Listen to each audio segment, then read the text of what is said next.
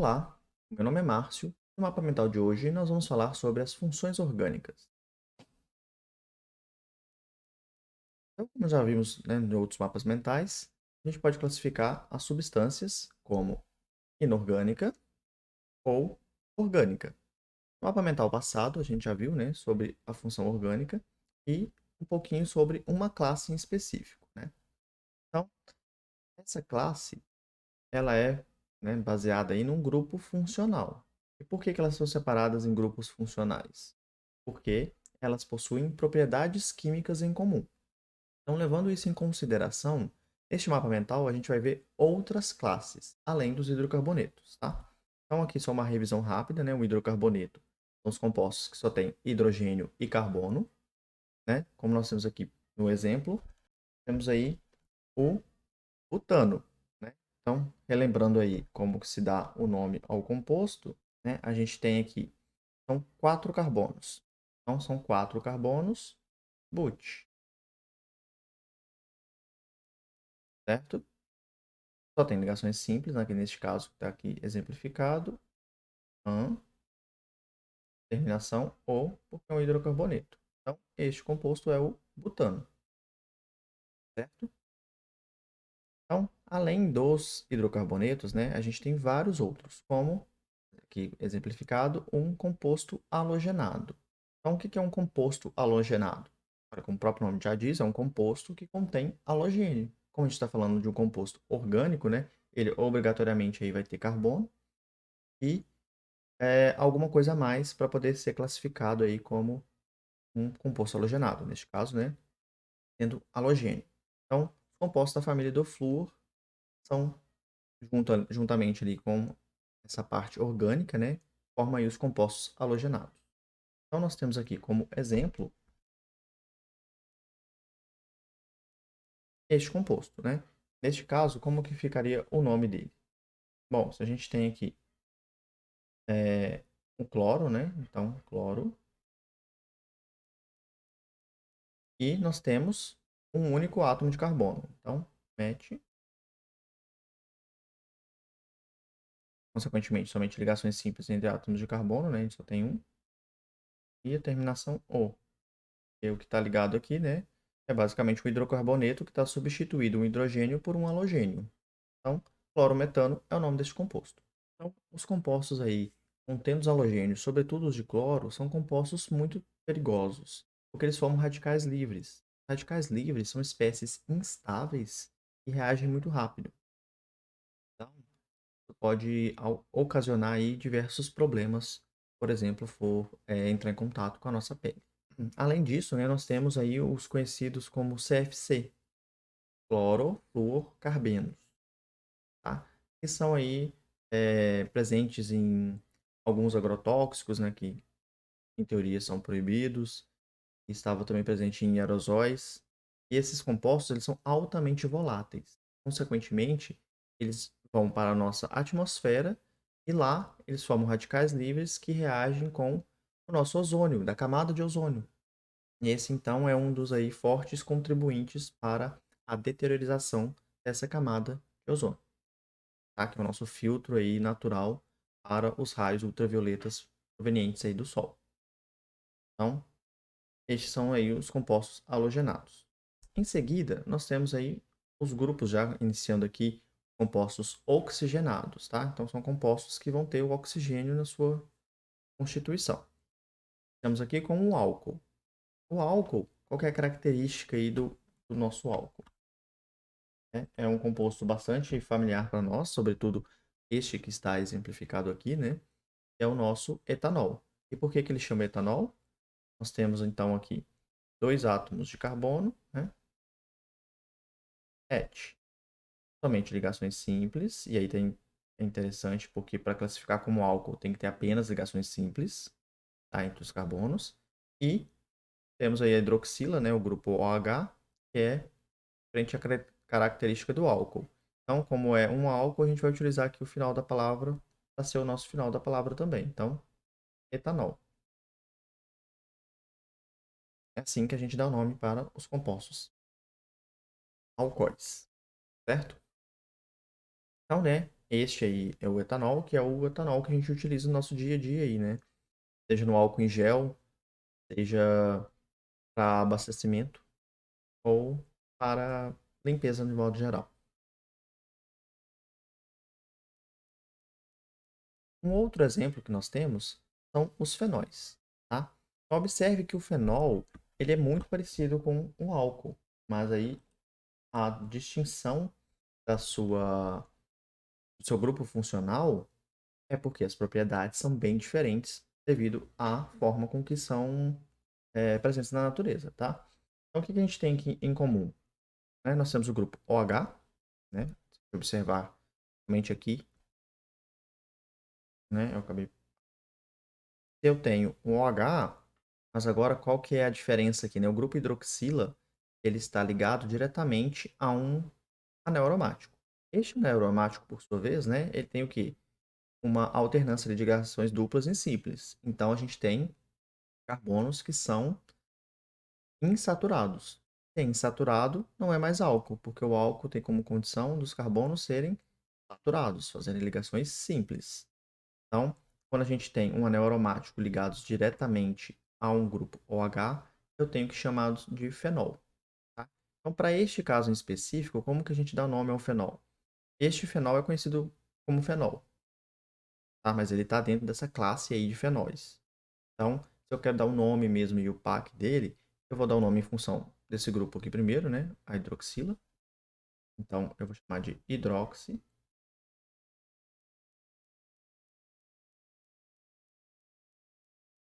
E nós temos ali o que é junto dele, um benzeno. Então, hidroxibenzeno.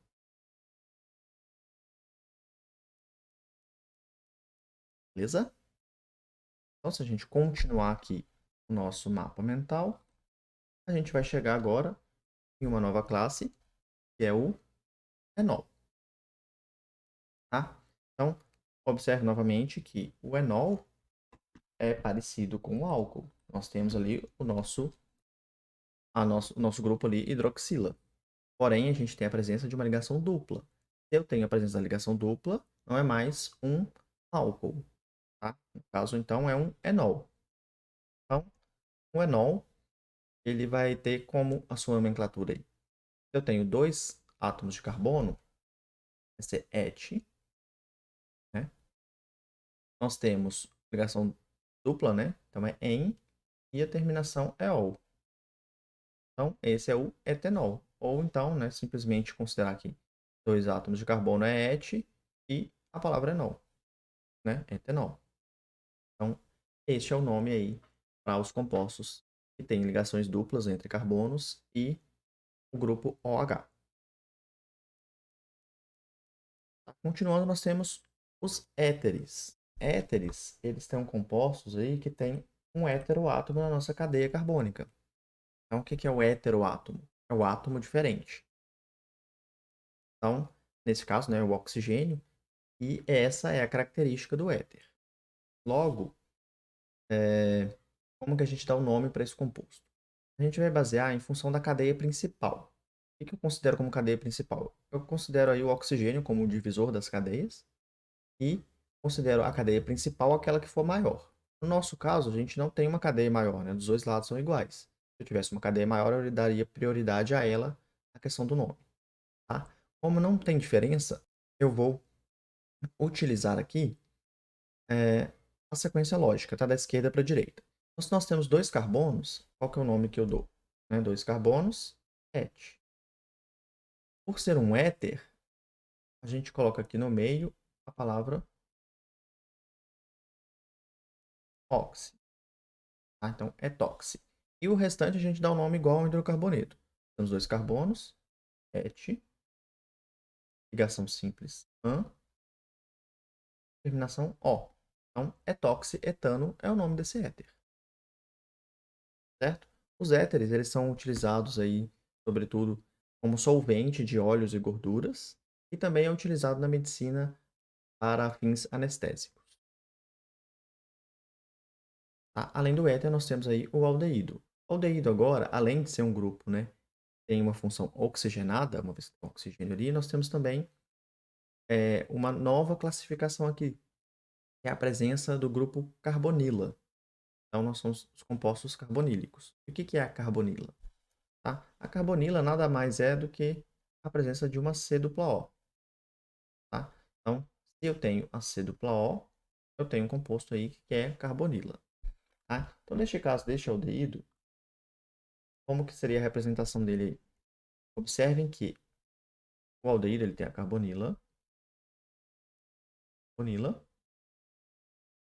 e essa carbonila ela vai estar no início da minha cadeia. Então, eu tenho que ter uma finalização aqui com o hidrogênio, né? Uma vez que o hidrogênio faz apenas uma ligação, eu não consigo continuar a minha cadeia aqui.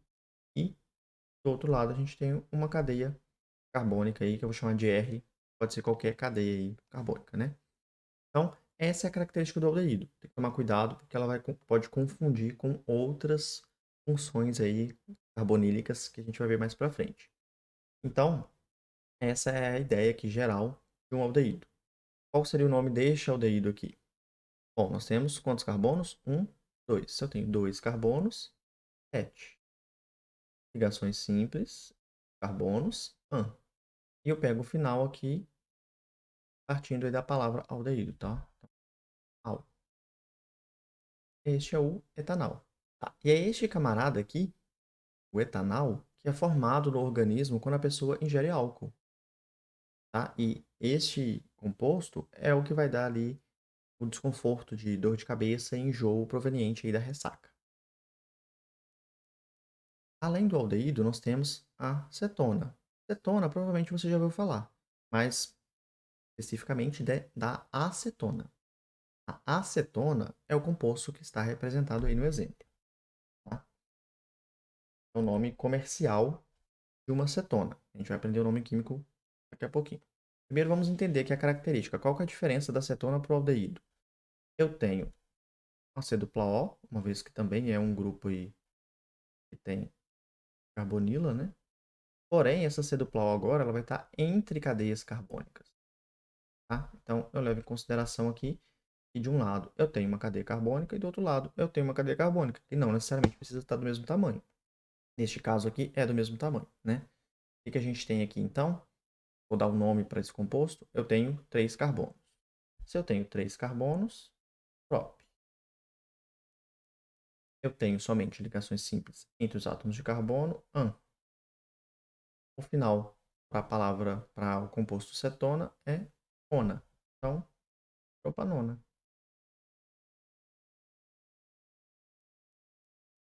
Propanona é o nome químico para a acetona, né? A gente sabe aí que uma das funções dela é remoção de esmalte das unhas.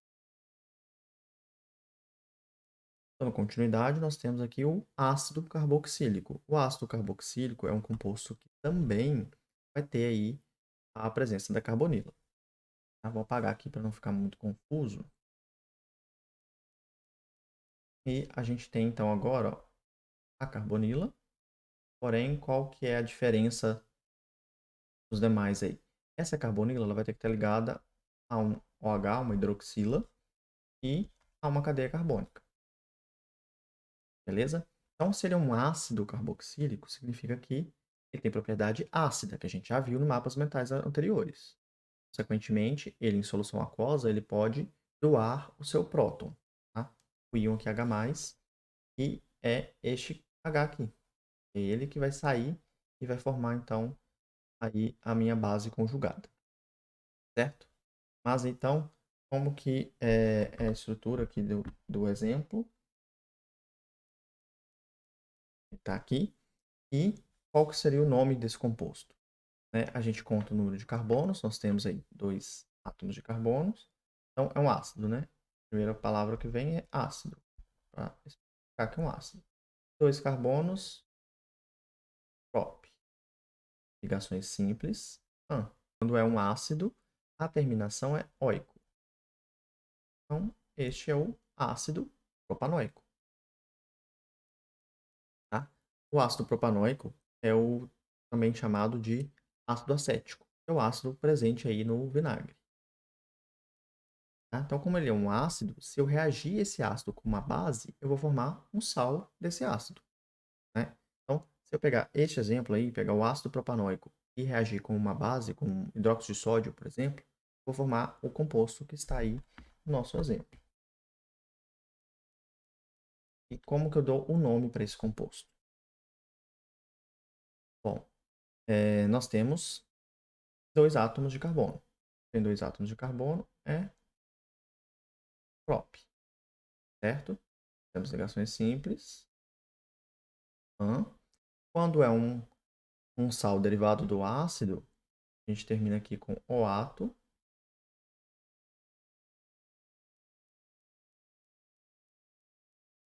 Propanoato de sódio.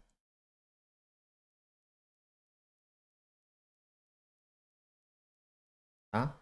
Se fosse potássio aqui, propanoato de potássio. O nome final aí da parte do cátion é igual para qualquer outro sal, como cloreto de sódio, cloreto de potássio. Já viu? Então, propanoato de sódio é o nome para o sal que foi derivado aí do ácido propanóico. A gente também pode ter a condição de uma remoção de água do ácido carboxílico, gerando o que chamam de anidrido. A palavra anidrido, ela vem justamente dessa ideia de remoção de água, tá? Então, se eu tenho um anidrido, ele tem essa cara aqui, e vou mostrar aqui por que que ele chega nessa condição, tá? Então, vamos imaginar aqui o ácido carboxílico aí que a gente utilizou no exemplo anterior. Eu tenho aqui C, O, pronto. E aqui OH, né? E se eu tiver outro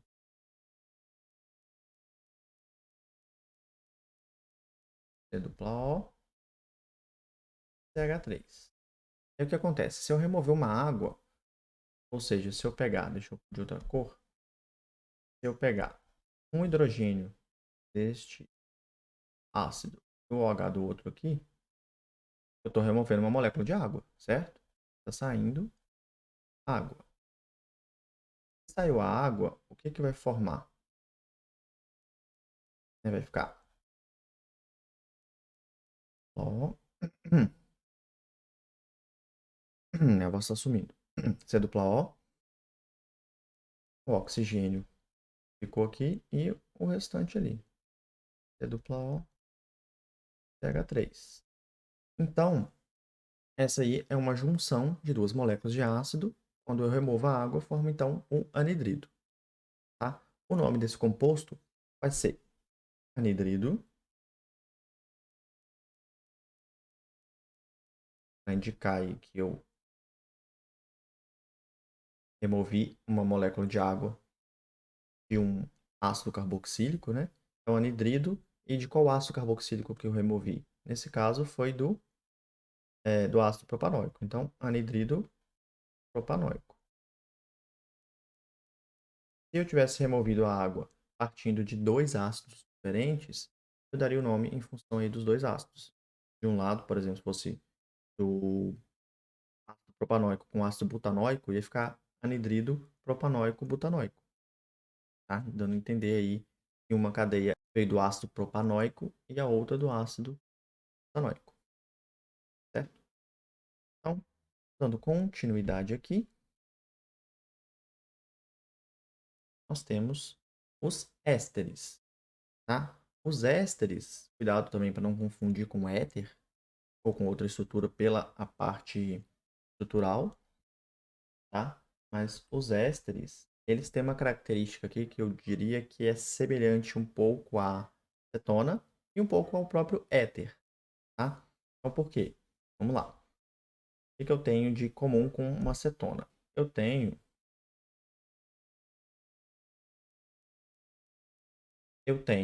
uma cadeia, uma carbonila, né? C dupla O. Dupla O vai estar ligado a uma cadeia carbônica. Então, tem que ser uma carbonila que está no meio de uma cadeia. Porém, agora, ao invés de estar ligado a um outro átomo de carbono, vai estar ligado a um oxigênio. Este, por sua vez, que vai estar ligado a uma cadeia carbônica. Tá? Então, essa é a condição do éster. Observem que no exemplo ali está até destacado, né, a característica principal do éster. Tá? E como que eu dou o nome aqui? Aqui é a mesma ideia do ácido, um pouco, né, do ácido carboxílico quando fez ali a reação e formou o sal, tá? Então, a primeira parte, que é essa aqui, onde tem a carbonila, a gente vai considerar como se fosse um sal.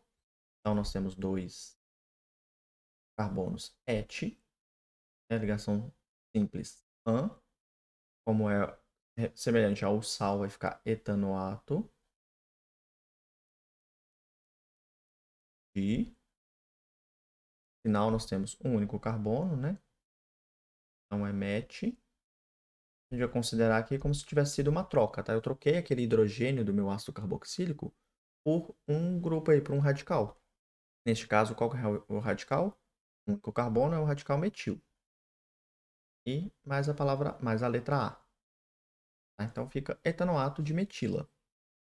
Os ésteres, eles são bastante comuns na indústria alimentícia, a produção ali do que eles chamam de flavorizantes, que são compostos que dão o aroma e o sabor de frutas, por exemplo.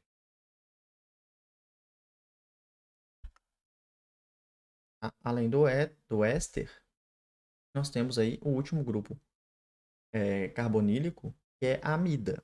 Esse grupo, ele também está classificado aí dentro dos grupos nitrogenados, que agora eu também tenho o hidrogênio. E a amida, ela tem uma certa semelhança aí com o éster.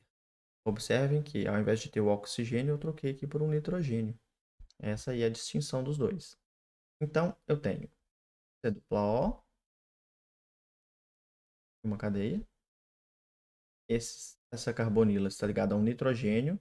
Por sua vez, pode estar ligado aí ou a hidrogênios ou a uma outra cadeia carbônica ou duas cadeias carbônicas. Enfim, é indiferente. Essa característica aí é a principal das amidas, tá? A presença da C+O ligada aí a um nitrogênio. Então, como que eu dou o nome para minha amida? Basicamente, o número de carbonos que nós temos ali, que são dois. Então, é et, né? Ligações simples, an, e é uma amida. Amida. Então, etanamida é o nome dado para esse tipo de amida aqui. Tá? As amidas elas estão presentes em proteínas e em alguns polímeros, como, por exemplo, o polímero natural aí, a seda e o polímero sintético, o nylon. Já as aminas são compostos basicamente aí derivados da amônia. Tá? Então agora a gente não tem mais a carbonila, tá? Leva em consideração aqui como se eu tivesse amônia, NH3, e eu vou substituir um desses hidrogênios aí,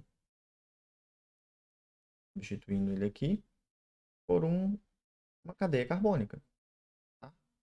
Então, essa é a ideia da amina. Então, devido a essa troca aqui, né, se eu considerar essa substituinte como um radical, eu posso chamar essa amina de, no caso aqui, qual seria o meu radical, né? O metano.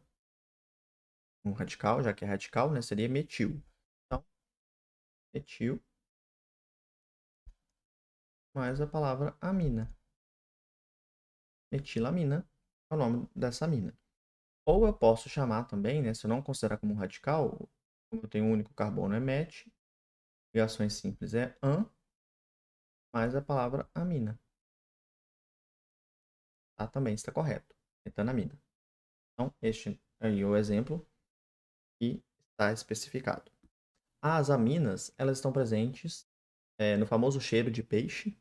Tá? Ela também está presente em corantes à base de anilina e está presente nos nossos aminoácidos. Né? Por isso que chama aminoácido. No aminoácido nós temos amina e ácido carboxílico. Certo? Então, o próximo grupo aqui é o grupo nitrila. O grupo nitrila, ele também pode ser chamado de cianeto, tá? Composto à base de cianeto. Por quê? Por conta da presença aí do CN, tá? O CN, ele pode ser chamado do ácido cianídrico, né, se tiver a presença aí do hidrogênio. Então, basicamente, aqui a gente também fez o quê? A troca deste hidrogênio pelo grupo orgânico, né? Eu troquei aqui o H por CH3 nesse exemplo aqui. Então, como que eu posso dar nome para esse tipo de composto?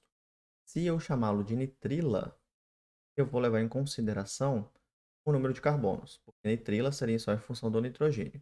Então, eu tenho 2 carbonos, seria et. Ligações simples entre os carbonos AN. Nós temos aqui, então, como se fosse um hidrocarboneto, mais a junção do nitrogênio. Então, etano, nitrila. E se eu chamar de cianeto, aí eu vou levar em consideração, isso aqui é o cianeto, tá? Então, eu vou dar o nome só para o resto da cadeia. Então, se é cianeto, ia ficar cianeto de... Eu estou chamando de cianeto, o resto é radical. Radical que é aquele ali, metil, né? Nesse caso, também utiliza aí com a finalização com A. Cianeto de metila.